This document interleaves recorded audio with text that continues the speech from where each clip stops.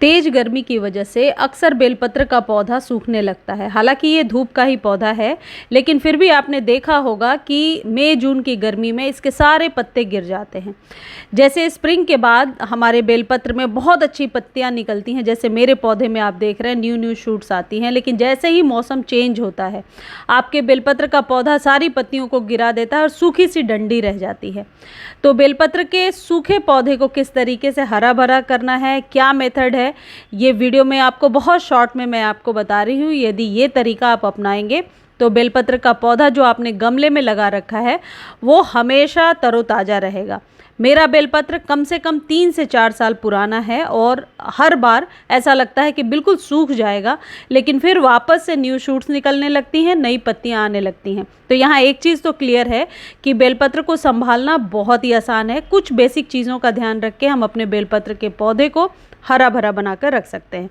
चलिए वीडियो की शुरुआत करते हैं। सबसे पहली चीज़ ये है, सॉइल आप देख लीजिए। इस तरीके की सॉइल कभी भी नहीं होनी चाहिए। कभी भी बेलपत्र के पौधे की मिट्टी भुरभुरी नहीं होनी चाहिए। दूसरी चीज़, यदि बेलपत्र के पौधे से आपको लगता है सारी पत्तियां गिर गई हैं और पौधा कहीं सूख न जाए, तो सबसे पहले एक पैच टेस्ट कर लीजिए, यानी कि इसके स्टेम को खुरच के देख लीजिए। अंदर की जो स्टेम है वो यदि ग्रीन नज़र आती है तो आप समझ लीजिए कि पौधा जो है नई पत्तियां जल्दी निकालेगा, यदि इसकी बेसिक रिक्वायरमेंट्स को आप पूरी कर देते हैं। मैंने भी अपने पौधे को यहाँ से, जो मैं आपको दिखा रही हूँ, यहाँ से खुरच के देखा, अंदर से ग्रीन था, उसके बाद इसे खाद देना शुरू किया। अब जो अगली चीज़ है, अच्छा एक चीज़ और है कि जब भी खुरचना है आप नीचे से, यानी कि जड़ों से 2-3 इंच ऊपर तक ही खुरच के देखेंगे, तभी वो पौधा हरा हो पाएगा।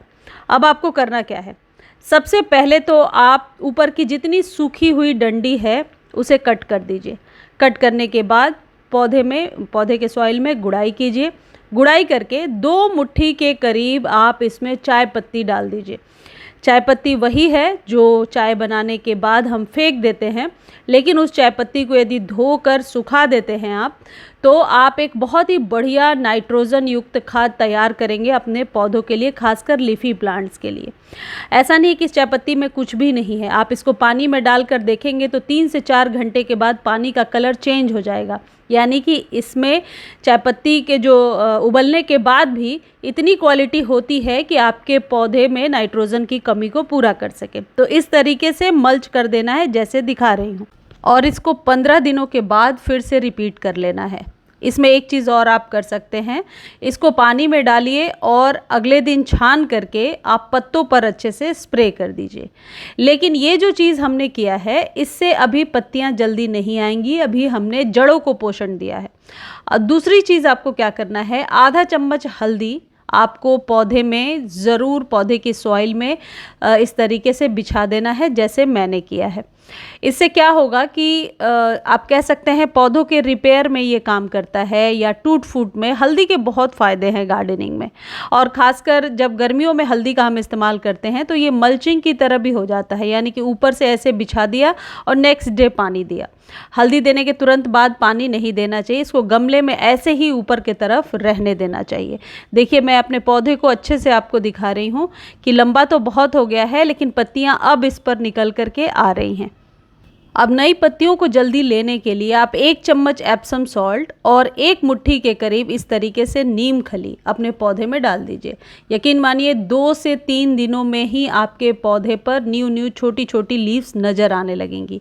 ये जो नीम खली होता है जड़ों को स्ट्रेंथन भी देता है और साथ ही आपके पौधे को फंगस से भी बचाता है और न्यू पत्तियों को लेने में हेल्प करता है। आप इसमें आधा चम्मच के करीब एप्सम सॉल्ट ज़रूर मिला लीजिएगा। एप्सम सॉल्ट या नीम खली कोई भी खाद खरीदना है तो उसका लिंक डिस्क्रिप्शन में है। यदि लिंक आप नहीं कॉपी कर पा रहे हैं तो आप टेक्स्ट में क्लियर लिखिए कि ये खाद का लिंक दीजिए। बस ये 3 खाद ही आपके बेलपत्र के पौधे के लिए काफ़ी है। लेकिन अभी ये वीडियो ख़त्म नहीं हुआ, अब सबसे इम्पॉर्टेंट बात आप सुन लीजिए। बेलपत्र के पौधे को डेली पानी चाहिए, मॉर्निंग और इवनिंग दोनों ही टाइम में, गर्मियों में। सर्दियों में 1 दिन गैप करके पानी दे सकते हैं। पत्तियां ऐसी कटी फटी सी हो रही हैं तो इन्हें कट कर दीजिए, पत्तियों को हटा दीजिए, और न्यू लीव्स लेने के लिए जो नीम खली और एप्सम सॉल्ट का मिक्सचर हमने दिया है वो काफ़ी है नई पत्तियों को लेने के लिए। इसको धूप में रखिए, लेकिन यदि आपको लग रहा है कि पत्ते इस तरीके से जल रहे हैं 12 से 4 वाली धूप में, तो उस समय इसे थोड़ा सा छांव दे दीजिए, बचा करके रखिए। अब उसी सूखे हुए पौधे का अपडेट मैं आपको देती हूँ 3 से 4 दिनों के बाद। देखिए सेम पौधा है और इस तरीके से नई पत्तियां आने लगी हैं।